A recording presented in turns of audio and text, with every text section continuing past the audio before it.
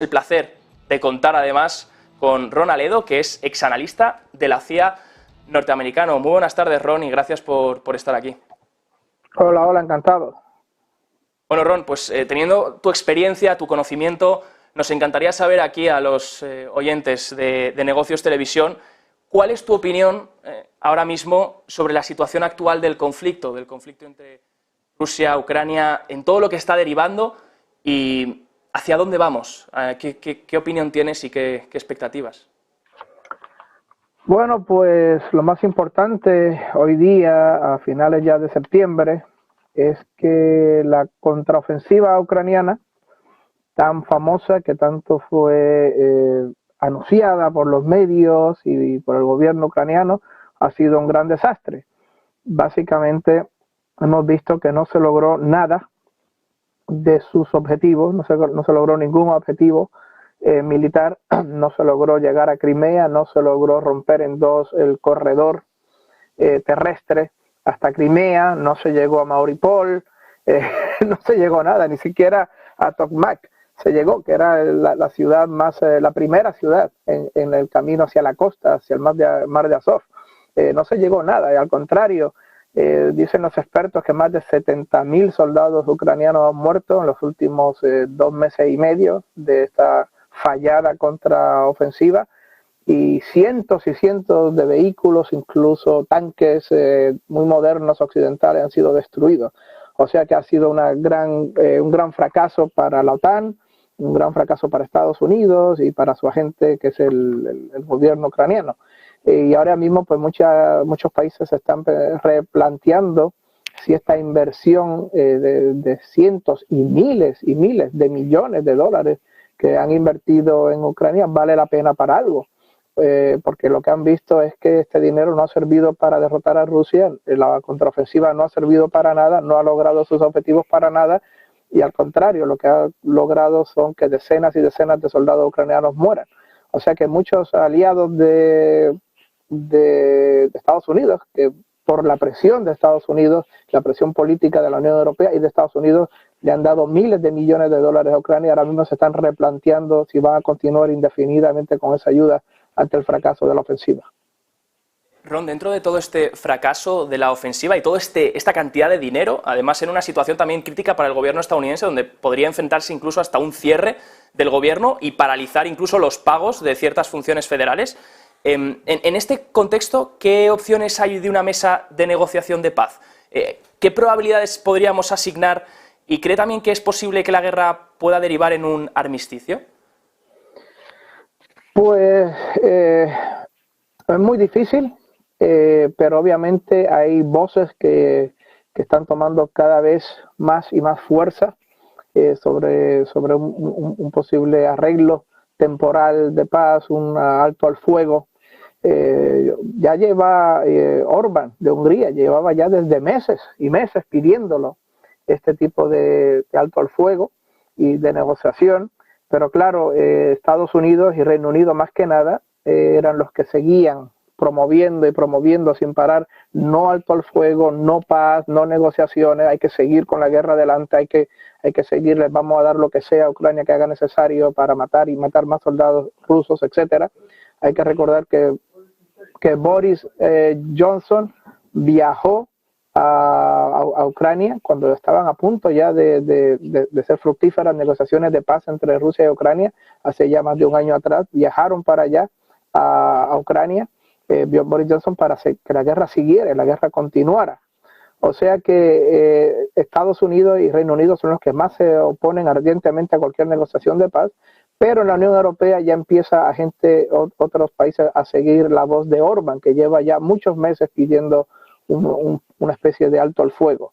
Y ahora, ante el fracaso de la contraofensiva, hay que ver que otros países se vayan uniendo poco a poco, disimuladamente, tal vez debajo de la mesa, pidiendo un alto al fuego de una manera más decidida. En Estados Unidos lo que está pasando es que realmente siempre hay un gran debate fiscal, porque están los republicanos más conservadores, fiscales, lo que le llaman, y la izquierda, que es el Partido Demócrata, y nunca se ponen de acuerdo en dónde se tiene que gastar el dinero ni cuándo se tiene que gastar el dinero, y por eso, si no se aprueba la ley para gastar el dinero, se cierra el gobierno, como ha pasado ya muchas veces. Cuando yo trabajaba en el Pentágono pasó una vez hace ya unos años atrás, y esa es la situación que nos estamos enfrentando otra vez aquí en Estados Unidos. Muy interesante, Ron. Aprovecho, mencionaba Hungría, esa situación de paz. Algunos países ya están apoyando más. Dice Zelensky que hay algunos países también que están cambiando su posición respecto a Ucrania. Por ejemplo, hemos visto el caso de Polonia, de Hungría también. ¿Cree que está debilitándose la postura de Ucrania frente a la opinión pública occidental? Sí, poco a poco. Hay que ver que hay gran crisis en los países occidentales, hay que ver que hay una gran inflación. Ya creo que son 130.000 millones de dólares que se le da a Ucrania, y han visto que después de este fracaso, que no sirven para prácticamente nada, que no han conseguido nada, es un desperdicio de dinero, y lo que ha causado es más de 70.000 soldados ucranianos muertos en los últimos 3 meses, y empieza poco a poco a cambiar la narrativa. Ahora bien, para entender a Polonia especialmente, es muy importante que la gente entienda por qué Polonia es tan clave en esta situación, en la guerra entre Ucrania y Rusia. Hay que entender que en Europa hay unos países que son normalmente le tienen una simpatía, hasta cierto grado, una simpatía hacia Rusia, por razones culturales e históricas, como Serbia, hasta cierto punto Grecia, por razones ideológicas, de sintonía ideológica, Hungría también, hasta cierto punto Orbán, y Bolsonaro tenía hasta hace unos pocos, hasta cuando estuvo en gobierno en Brasil, Bolsonaro también tenía una cierta simpatía hacia Rusia por razones ideológicas. Hay otros países que son más o menos neutrales, moderados, prácticos, realistas hacia Rusia, la Alemania de Merkel, por ejemplo, Francia, Italia, y hay unos países que son muy famosos por ser rusofóbicos, por tener un odio ancestral hacia Rusia y hacia todos los rusos, que son los 3 países bálticos: Lituania, Estonia, Latvia y Polonia. Polonia tiene un odio ancestral hacia Rusia. Aquí en Estados Unidos hay montones y montones de chistes que hablan del odio que le tiene Polonia hacia Rusia, etcétera, etcétera. Pero Polonia siempre ha tenido ese odio, y eso es lo que siempre tenía en común con los ucranianos del oeste y del norte. Los ucranianos del oeste y del norte de Ucrania tienen ese odio común hacia Rusia. Nada que ver con los ucranianos del sur y del este.